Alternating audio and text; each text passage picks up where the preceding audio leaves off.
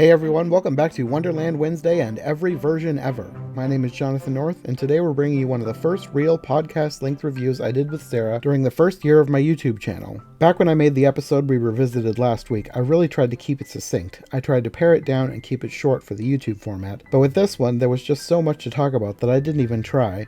I ended up splitting our review into two parts. I think this should have been my first indicator that I'm more suited to be a podcaster than a YouTuber, but I still tried. Anyway, today we're going back to our review of the 1986 BBC version of Alice in Wonderland, a 4-part miniseries which was made by a lot of the same team that worked on Doctor Who back then. This really was kind of a perfect crossover for my tastes, so it was fun to revisit it for this episode. And again, same disclaimer from some of the recent episodes, this is one of those videos we filmed outside, so there was a lot of ambient noise. I think I edited out all the farm vehicles passing, but there was not much I could do about the birds. Oh well, part of me kind of likes them there. I wouldn't record a podcast outside these days, but it's fun looking back on the early days of me learning what I should and shouldn't do when filming. Anyway, let's get on with this episode of Every Version Ever. This week we're talking about the 1986 BBC Miniseries. This series was created by a bunch of the same people who worked on Doctor Who around that same time, and when you're watching it, it's very clear that it's a BBC production, and it's very clear that the Doctor Who team is working on it because it just has that kind of feel, the 80s BBC Doctor Who weirdness. Yeah, he has a better feel for the Doctor Who, but I definitely had a feel for the era in BBC, and even just the music. I kept thinking Pride and Prejudice. The music is different than Doctor Who's music, but it was still very BBC-esque. Very, yeah. I mean, I've watched British comedies from that era, and just their use of, like, I don't know, the brass or something. It really did remind me of Pride and Prejudice. Mm-hmm. All you people who, you know what I'm talking about. So the miniseries was split into 4 parts, and all the episodes were sort of bookended by Lewis Carroll telling the story of Alice to, was it Alice and her sisters? Was yes. One of the girls Alice? Yes, one of them. Okay, I didn't know if it was the same actress or not. They did it differently because when she's in the boat, her hair is done differently and her outfit is different, but it is definitely the same person. And there's some other random dude on the boat helping row, but he doesn't get a lot of attention in the story. Mm-hmm. Enough, but he's not the main character. And they sort of had that footage, most of the scenes with them, in sort of a sepia or black and white tone. It was black and white. It was like they had taken, it was color footage that they had turned black and white because when he started telling the story of Alice, the camera would sort of pan away from them and you'd see that the actor's playing in another part of the scene, and then the color would slowly fill in and it would become a color production rather than black and white. This was a really faithful adaptation of the story for the most part. Like all the dialogue and everything that happened was pretty faithful to what happened in the book. The only thing that it differed significantly on was the addition of a lot of songs. Yeah. And the songs kind of slowed it way down. A little bit. Side note, she was a very different Alice. Not because she was an adult, because we've seen that so much now, even just beginning in this. But she was a redhead, is a redhead. And her dress was pink. So that was just kind of an interesting, like with as faithful as they were being with so many things, that was just an interesting little deviation. But yeah, they did have a lot of songs, and maybe some of the lines from them were from the book, but I felt like they were trying to get a little bit... They were padding the story, I felt. Philosophical at one point, or just, I don't know, some of it wasn't really necessary, I didn't think. Yeah. It really felt like the songs were there to add to the runtime, because I found myself getting kind of bored with a lot of the songs. A little bit, and they were like half-hour episodes, right? So I don't know, maybe they had contracted thinking, oh, we need this much time. Oh wait, we don't. I don't know how that works. I think they probably could have made a shorter movie out of this, like maybe an hour, hour and a half. But with all the music, that's what padded it out. And I mean, it was fine. It wasn't like they were terrible songs that I was completely not enjoying. I just kind of felt myself wishing, like, come on, we could hurry up to the next thing here. And one of the songs that did belong in there was the one in the kitchen with the Duchess, but she wasn't really singing it, and it seemed a little off. Yeah. She was just sort of talk singing, you know how people do if they can't really sing, you just talk the lyrics and you make it work. She had a really interesting, rich voice, and I think, you know, kind of a nice face for the part, but because she has, you know, sort of a bolder features, or at least her mouth was broad, and I think she looked good in that role. Is that even nice to say? Because she had a nice face. I just think she... I mean, it's fine. She had a nice face, and she had a nice face for the role, but apparently she's not a singer. Which is fine, but it just seemed kind of odd. They did a good job of incorporating the White Rabbit. They didn't do anything really weird with his character. They didn't try and unfold a bunch of meaning into his character. The makeup was pretty good too. About as good as the March Hare. I think all the makeup was good in this version. Yeah. This is probably the longest falling scene we have ever seen. It incorporated like all the dialogue from the book, plus a song, plus I don't know what all, but it just was like... It was like she was going through multiple houses and rooms, and... Yeah, the background was changing constantly. I don't know how they did that. And I got a kick out of it because when you get to the part with the marmalade, they really belabored the marmalade, and it's like, oh, leave it to the British. You just love your marmalade, don't you? Another thing, okay, the Hall of Doors looks like a genuine grand British house, so I kind of geeked out over that a little bit. It was really pretty. They did not do the Pool of Tears justice. It was just like a tiny puddle, and then all of a sudden at some point she's swimming in it, and it didn't make complete sense. Her crying seemed fake. Which isn't the end of the world. Something that I did like this version. There were very likable things about it, and while she was an interesting Alice, it was somebody trying to pretend to act like a little girl, and it didn't come off right to me, because it's just like, oh, I am thinking this, and I am thinking this, and I am doing this, and it just, the way she talked, it just didn't fit to me. Yeah, I know what you mean.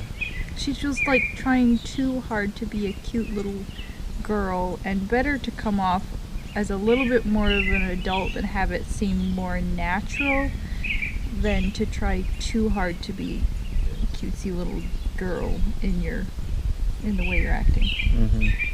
Yeah, I know what you mean. Right, okay. Moving on. She got into the garden, and you have the caucus race.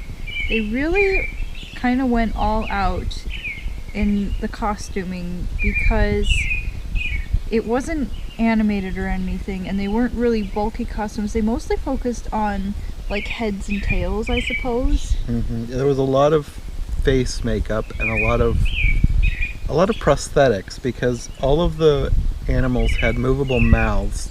They weren't like completely believable movable mouths, but it was really detailed. Yeah, it was sort of it was sort of the kind of thing you would see on like a Doctor Who alien, and I thought a lot of like the reptile things looked like something that would be on Doctor Who at that time. And the creatures that have fur, like the monkeys. I thought the monkeys were really well done. The monkeys were good, and I thought the March Hare was really well done. But we'll get to that. The caucus race, I think they were relatively true to that.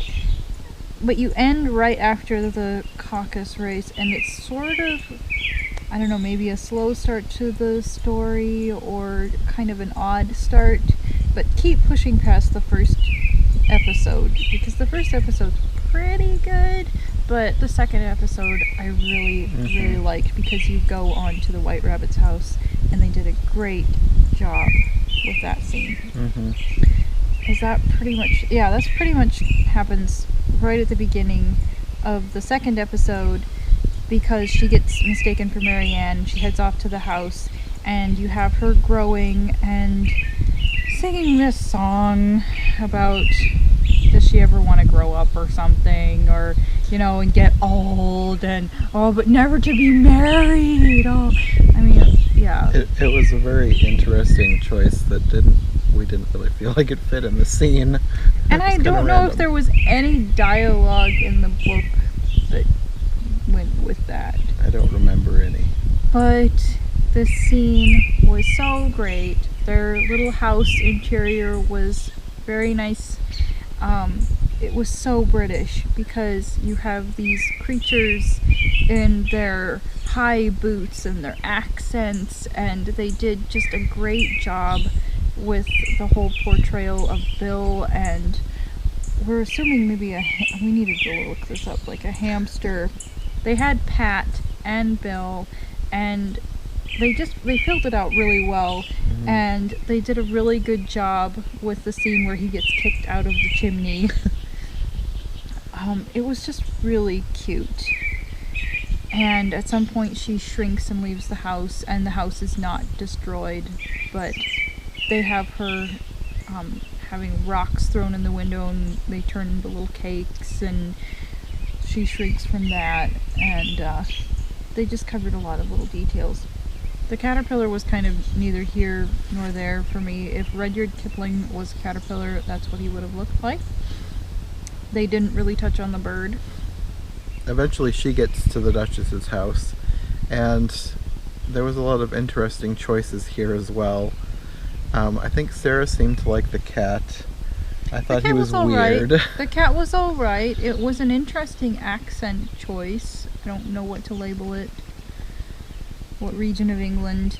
The cook looked like a creepy Dickensian character with stringy hair. She did a good job. The Duchess, I thought, was good for the role. The baby was creepy. Sort of a puppet, would you say? I don't know. It was weird. It wasn't a real baby, so the cook, when the cook bounced something off of the baby, of course the baby was not hurt. The Duchess was just sort of patting the baby, you know, for her beating the baby. And Alice feels the need to rescue the baby, I think mostly from the cook rather than the Duchess.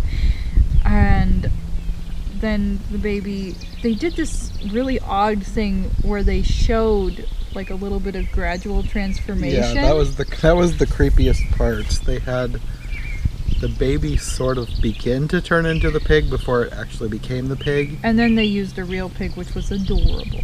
But the half baby, half pig hybrid was very strange looking. It was an interesting choice, yes. And then she has the whole conversation with the Cheshire Cat. The Cheshire Cat looks rather chubby and kind of cute. He looks really happy. He was fine, but he was slightly creepy, which I guess is supposed to be the point. There was something about the way his mouth moved that I didn't really care for. The next thing after the Cheshire Cat is the Mad Tea Party, which I think we both really liked. The March Hare, the Dormouse, and the Mad Hatter were all really well done. I liked the Dormouse because Elizabeth Sladen played the Dormouse, and it was nice to see her in another role beyond Sarah Jane Smith in Doctor Who. And she made a really cute Dormouse, I thought. It sort of made sense because that's an easy way to get a squeaky little voice. I think the Dormouse was still supposed to be a male because they kept saying him, but her voice was perfect. I think for they Little had Mouse. her in trousers. This was a gorgeous tea party, and one of the interesting things is as she's coming up to the tea party, they stayed true to the book and they included the March Hare's house, which you pretty much never see. No, we actually went and looked in the book to make sure this was from the book, because it's something that's like never included. The fact that they're at the March Hare's house. It was really oddly shaped. It looked like the hare. Yeah. It had 2 chimneys for ears and was thatched roof. With fur, which I don't think they, obviously. But anyway, they really went to some trouble there, and the tea party, they had all this beautiful china. It was just gorgeous. And one of the things that I really loved about this scene is that they had this really great camaraderie going on between the March Hare and the Mad Hatter. Just sort of these little between the two of them. It was so cute and funny. They really did detail on the Mad Hatter. Like, they did makeup to really emphasize his features. So he looked kind of cartoonish, but not over the top. And I really liked the way they did the March Hare. It was obviously, a person, but they went to a lot of trouble with the makeup. And the Dormouse, I thought it was kind of interesting how that you can cut this out if you have to, but it was cute when they go on the whole little tangent about, you might as well say such and such is such and such, and then you have the Dormouse saying, the same, I can't even say it. You might as well say that I breathe when I sleep is the same as I sleep when I breathe. And they're like, it is with you. They just added little cute bits of humor into it. I felt like maybe it did go on a little bit longer than it needed to, but no problem. It's a really great scene. Very cute and funny. We were thrown off because people have different ways of portraying how she finally gets to the garden, croquet party, whatever. And true to the book is actually for her to go back to the Hall of Doors, and they stayed true to it in this version. They have the whole scene with the cards, painting the roses, and it really threw me off because the lady that they got to play the queen, I recognized her from another TV show around that time period and from another movie, and she's really good at playing a strong, bossy character, so she did a great job. And the king was actually funny too, because he wanted to behead the cat, and it didn't work out, and he's like, so fair, I hardly get to have any fun. Well, he was really cute. I don't think that they used real flamingos, did they? They had sort of a puppet thing, but they did a really good job with it to the point where you could almost kind of wonder, but no, it was a puppet. Plus they were too big to be real flamingos anyway. And at some point, I think they partially used fake hedgehogs, but at some point they had her little hedgehog wander off, and hedgehogs are adorable, so that was cool. And at some point, I liked this too. The Duchess had been in prison, and she comes along, and she has this whole rambling, funny conversation with Alice, which is in the book, and I'm glad they included it. And then she gets scared off by the queen, and the queen sort of directs her off to the griffin. And then you have quite a long scene with the mock turtle, the griffin, they're dancing around, singing, all that. This was another scene where I kind of felt like it was stretching on a bit too long, especially the dance scene. It was just like, can we get this over with? It would have been fun if they had included more creatures in that scene. I was waiting for lobsters to crawl out of the ocean like we'd had in a much earlier version. Because, I mean, they'd done the costumes so well for this version. I expected there to be lobster people. But no, they just decided to have the griffin and the mock turtle dance with Alice instead. Which was fine, but I wanted some lobsters. They wouldn't have had to get really fancy with it, but whatever. It's okay. They did a good job with it. The mock turtle, I didn't care for the head. He looked like he had little devil horns and this sort of crinkly pink skin. So he had the whole cow thing going on, but it was a little bit unsettling, maybe. The griffin was really good, though. The I liked griffin was the griffin. good, yeah. The griffin was much better than the 1915 version with the creepy, jiggly hands. Demon bird. But, and kudos to him for not hitting anybody with those wings. That might have taken some rehearsing. Dancing around with big, stiff wings. He did a good job. Mm-hmm. Then at some point, they're still singing, and she finds out that there's going to be a trial, and she wanders off.